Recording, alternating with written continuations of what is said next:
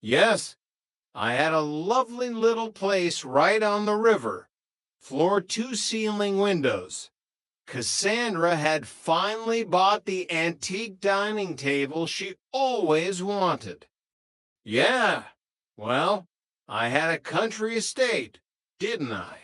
Dell added, trying to sound casual.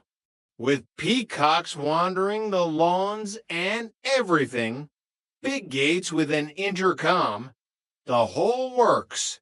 But easy come, easy go, as they say in the city. So you were rendered completely homeless? Justin asked softly. Ah, not quite.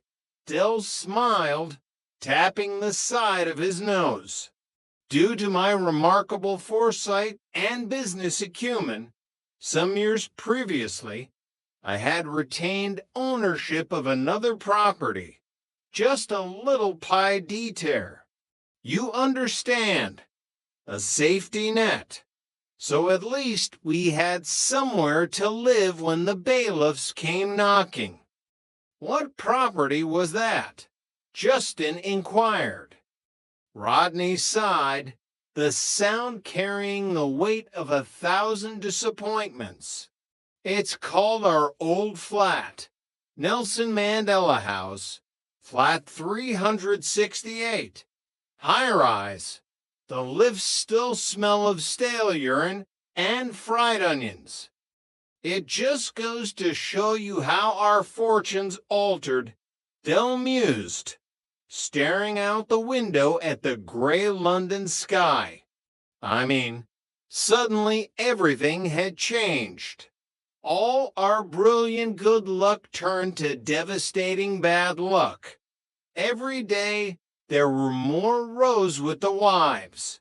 There was more bad news in the post. Bills with red lettering. Final demands. Dell paused, his expression darkening. We thought things couldn't possibly get any worse. And did they? Justin asked. Oh, boy, Dell whispered, closing his eyes. How wrong we were. Chapter 3, The Gold Rush. The flat in Nelson Mandela House felt smaller than before. When they had lived there in poverty, it was simply their home. But returning to it after tasting the vast, limitless expanse of extreme wealth made the patterned wallpaper feel like the walls of a prison cell. Tension crackled in the air like static electricity. Raquel, Dell's long-suffering partner, was at her wit's end. She had tasted the life of a millionaire's wife, attending charity galas and shopping in Mayfair, only to be dragged back to serving frozen pizzas on a Formica table. One evening, the television blared in the corner, a garish beacon of noise trying to drown out the oppressive silence in the room. It was a new game show, Gold Rush, hosted by the ever-energetic Jonathan Ross. Bright lights, flashing colors, and the promise of instant wealth £100,000 for answering a few trivia questions. Raquel stood by the ironing board, violently pressing a crease into those trousers. She glared at him. There's no good looking at me with that in Robinson face, Derek Trotter. I'll look at you any way I like. Oh, that's bubbly. That is, Dell shot back from the armchair, a half-empty glass of cheap rum in his hand. Well, at least I am trying to do something about our situation. And what exactly are you doing? Raquel demanded, slamming the iron down. Apart from drinking cheap booze and sighing heavily, I'm looking for a new stockbroker Dell declared grandly. "You've already got a stockbroker," Raquel yelled, throwing her hands up. "And he's the one who lost everything." "Exactly. That is the one I'm after. I'm gonna find him and break his legs. Why didn't the yuppie tell me that the Central American stock market was going to crash?"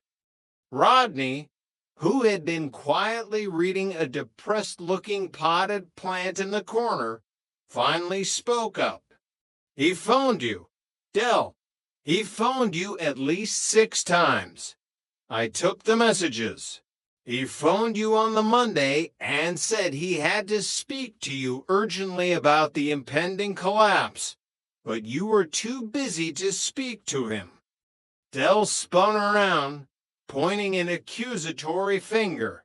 "Well, I was water skiing, wasn't I? You can't take a mobile phone on a pair of skis. Rodney, it's dangerous."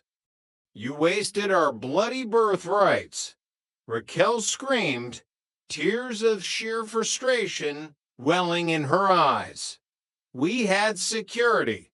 Derek, for the first time in our lives. And then Trotter's independent traders hired a helicopter to fly to Nice just to collect some glossy magazines because you were bored. It's unbelievable." "That was you?" Dell accused, pointing at Rodney. "How the hell was it my fault?" Rodney leaped up, his voice cracking an octave. "You were the company's director of administration. That just meant I organized the Christmas parties." Rodney protested wildly. "And they were about as exciting as a Buddhist's hen night because you gave me a budget of 50 quid.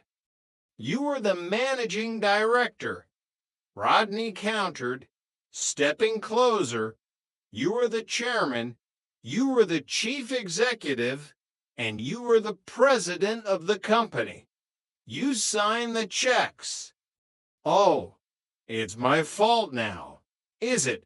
Dell sneered, puffing his chest out. "Either you're taking the mickey, or this is the Chinese year of the dodo." Cassandra, who had walked in halfway through the screaming match, placed her handbag on the table with a loud thud.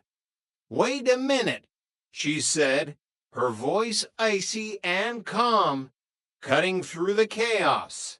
"You can't lay all the blame at Derek's door, Rodney." Dell smiled smugly. "Thank you, sweetheart, the voice of reason." "I know it's tempting," Cassandra continued, glaring at Dell, "because it is entirely his fault. Why is it whenever we've got something good going, anything that remotely resembles a stable future, he noses it up? That's just the way he is." Dole's smile vanished. "Here, hold on. And it's unfair of you to blame Rodney for all of this," Cassandra added, moving to stand beside her husband. "After all, he is your brother. He looked up to you." "Yes," Dell said bitterly, "and just like a brother, he's let me down all his life. No business acumen, no drive." "Oh, is that right?" Rodney yelled, his face turning red. "Well, if I've always been such a massive letdown, Derek, why did you insist on having me around all these years? Why didn't you just let me go my own way? To keep my promise to Mum on her deathbed," Dell roared back, playing his ultimate trump card. And you never know when you might need some bone marrow. It pays to keep a blood relative handy." The sheer absurdity of the statement hung in the air, stalling